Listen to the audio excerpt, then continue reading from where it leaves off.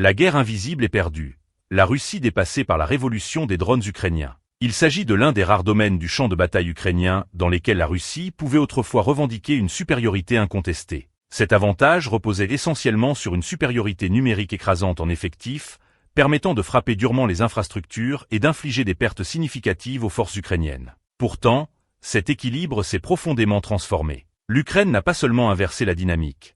Elle a pris l'ascendant dans un secteur désormais déterminant et particulièrement inquiétant, celui de la guerre par drone. Pour la première fois depuis le lancement de l'invasion par Vladimir Poutine, l'Ukraine déploie un volume de drones d'attaque supérieur à celui de la Russie sur l'ensemble des lignes de front. Selon Pavlopalisa, le ratio actuel atteint 1,3 contre 1 en faveur de Kiev, soit une supériorité d'environ 30%. Ce chiffre dépasse la simple statistique. Il traduit une mutation structurelle du conflit, dont les conséquences sont déjà tangibles sur le terrain. Alors que la Russie intensifie ses offensives de printemps en misant sur des concentrations massives de troupes pour percer les lignes adverses, elle se heurte à une augmentation continue de ses pertes. Rien que pour le mois de mars, des dizaines de milliers de soldats russes ont été mis hors de combat, en grande partie sous l'effet des frappes de drones. Dans la région de Donetsk, où Moscou concentre ses efforts pour obtenir des gains territoriaux, le coût humain atteint des niveaux particulièrement élevés, avec des centaines de pertes pour chaque kilomètre carré conquis. Nous assistons ainsi à l'émergence d'une nouvelle forme de guerre d'attrition, au sein de laquelle le drone constitue l'élément central.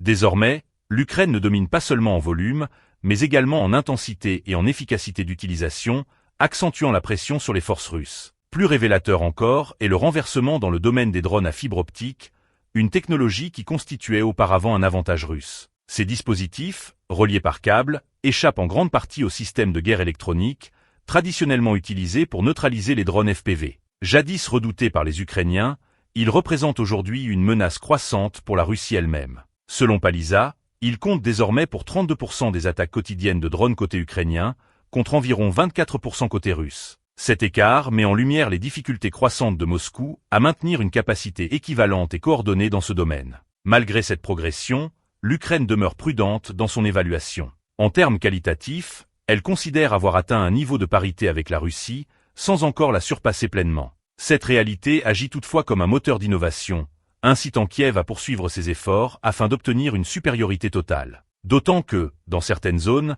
la Russie conserve la capacité de créer des avantages locaux en concentrant ses moyens dans des espaces aériens restreints pour soutenir ses troupes au sol. Néanmoins, ces succès ponctuels ne suffisent pas à masquer le tournant stratégique en cours. L'un des éléments les plus déterminants réside dans la mise en place de véritables zones de destruction. Des corridors de plusieurs kilomètres où drones de reconnaissance et d'attaque opèrent en continu. Toute présence ennemie détectée y est immédiatement ciblée et neutralisée. Ce cycle implacable, répété sur l'ensemble du front, contribue directement à l'augmentation des pertes russes. D'après les analyses publiées par Forbes, la Russie tente de répondre par une stratégie de nuée de drones, misant sur des essaims d'appareils autonomes pour saturer les défenses ukrainiennes. Si ce concept repose sur une logique théorique solide, il se heurte à plusieurs limites majeures. D'une part, la contrainte de production. Face à la capacité industrielle ukrainienne, Moscou peine à déployer ses systèmes à grande échelle. D'autre part, le facteur humain demeure incontournable. Même les drones autonomes nécessitent un encadrement opérationnel, exposant ainsi leurs opérateurs à des frappes ciblées. Parallèlement, l'Ukraine continue d'exploiter son avantage et d'accélérer son innovation technologique. L'une des avancées les plus significatives réside dans l'intégration de l'intelligence artificielle au sein de ces systèmes de drones. Selon Kyiv Post, les nouvelles générations d'appareils présentent une résistance accrue au brouillage, une signature plus discrète et une portée opérationnelle considérablement étendue, parfois jusqu'au double des modèles précédents. Ces progrès ne se limitent pas à renforcer l'efficacité tactique.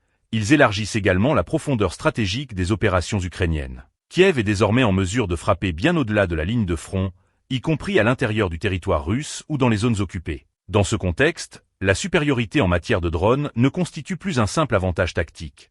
Elle s'impose progressivement comme un facteur structurant, susceptible de redéfinir l'issue même du conflit. Ivan Prikotko, maire nommé par la Russie dans la ville occupée de Orlivka, en Ukraine, a déclaré avoir observé de ses propres yeux l'apparition de nouveaux essaims de drones ukrainiens pilotés par intelligence artificielle. Selon le Kyiv Post, il affirme que l'ennemi a commencé à utiliser de nouveaux drones appelés « martians », capables d'atteindre une vitesse de 300 km/h, 186 000 par heure, et qui ne sont plus contrôlés par des opérateurs humains, mais par des systèmes d'intelligence artificielle. Il ajoute que ces appareils seraient indétectables par les systèmes de guerre électronique et échappent également aux dispositifs classiques de détection de drones. Des rumeurs évoquent une possible coopération industrielle avec des pays comme l'Allemagne et la France. Toutefois, du point de vue russe, l'essentiel réside ailleurs. L'Ukraine dispose désormais de drones d'attaque capables de frapper plus loin, avec plus de puissance, tout en consolidant un avantage numérique récemment acquis. Cette capacité d'allonge accrue accentue une vulnérabilité déjà préoccupante pour la Russie. Dans un article publié le 8 avril,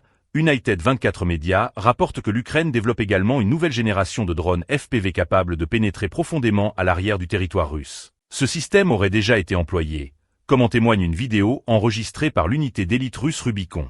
Les images montrent que l'Ukraine a commencé à équiper ses drones FPV quadricoptères d'ailes aérodynamiques supplémentaires. Ces extensions génèrent une portance accrue, réduisant ainsi la consommation d'énergie nécessaire au maintien en vol. Une moindre dépense énergétique se traduit directement par une augmentation significative de la portée opérationnelle. Cette innovation, à la fois simple et ingénieuse, repose sur des principes aérodynamiques fondamentaux combinés aux plateformes déjà existantes. Elle engendre une menace entièrement nouvelle pour la Russie. En associant ces drones FPV améliorés à des essaims de drones autonomes pilotés par intelligence artificielle opérant au-dessus des territoires occupés, ainsi qu'à l'avantage déjà établi de l'Ukraine dans les domaines des drones d'attaque et des systèmes filaires, on obtient une combinaison stratégique particulièrement préoccupante pour Moscou. L'Ukraine s'impose ainsi progressivement dans la guerre des drones sur la ligne de front, et ce n'est qu'un aspect de sa supériorité émergente. Moscou espérait au moins conserver un avantage dans le domaine des frappes à longue portée, misant sur celle-ci pour compenser les difficultés sur le terrain et exercer une pression sur les zones urbaines ukrainiennes. Cependant, cette hypothèse est de plus en plus remise en cause. L'Ukraine ne se contente pas de dominer le champ de bataille tactique des drones. Elle prend également l'ascendant dans les frappes en profondeur. Sa stratégie consiste à cibler directement les capacités industrielles et militaires russes, cherchant à affaiblir la machine de guerre de l'intérieur, plutôt que de recourir à des tactiques de terreur contre les populations civiles. Le 6 avril, United 24 Media indiquait que le mois de mars précédent constituait la première période, depuis le début de l'invasion, durant laquelle l'Ukraine avait lancé davantage de drones vers la Russie que l'inverse. Certes, ces données doivent être interprétées avec prudence, chaque camp pouvant influencer les chiffres à des fins de communication. L'armée de l'air ukrainienne affirme avoir fait face à 6462 drones russes en mars, dont environ 90% auraient été interceptés ou neutralisés. De son côté, le ministère russe de la Défense prétend avoir abattu 7347 drones ukrainiens, suggérant implicitement un taux d'interception parfait, une affirmation hautement contestable. Quoi qu'il en soit, l'Ukraine aurait lancé près de 900 drones à longue portée de plus que la Russie sur cette période. Un écart quantitatif significatif se dessine, clairement en faveur de Kiev. La situation est d'autant plus préoccupante pour Moscou que les 6462 drones lancés représentent un record pour l'année 2026, soit une augmentation de 28% par rapport au mois de février, lui-même en hausse par rapport à janvier. Parallèlement, la Russie a réduit de 52% ses frappes de missiles en mars, ce qui suggère une tentative de compenser une production insuffisante de missiles par un recours accru aux drones. Si cette tendance se confirme, l'Ukraine ne se contente pas de suivre le rythme.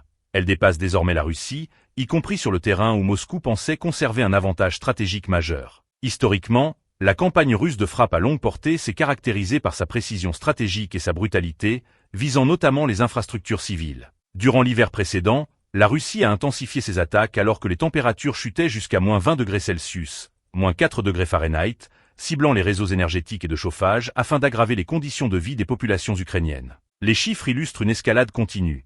3010 attaques de drones en 2022, près du double en 2023 avec 6011, puis 15 955 en 2024 et enfin 26 327 en 2025. Selon les données disponibles, ces frappes auraient causé la mort de 2132 civils au cours des 11 premiers mois de 2025, avec plus de 10 522 blessés recensés en décembre, alourdissant un bilan humain déjà dramatique. Face à cela, l'Ukraine riposte désormais par des frappes en profondeur sur le territoire russe. Mais au-delà de cette réponse directe, elle adopte une logique plus stratégique. Retourner les méthodes adverses contre leur initiateur. Là où Moscou cible les populations civiles, Kiev concentre ses efforts sur les infrastructures militaires et industrielles, exploitant ses capacités croissantes en matière de drones à moyenne et longue portée pour infliger des dommages critiques et durables.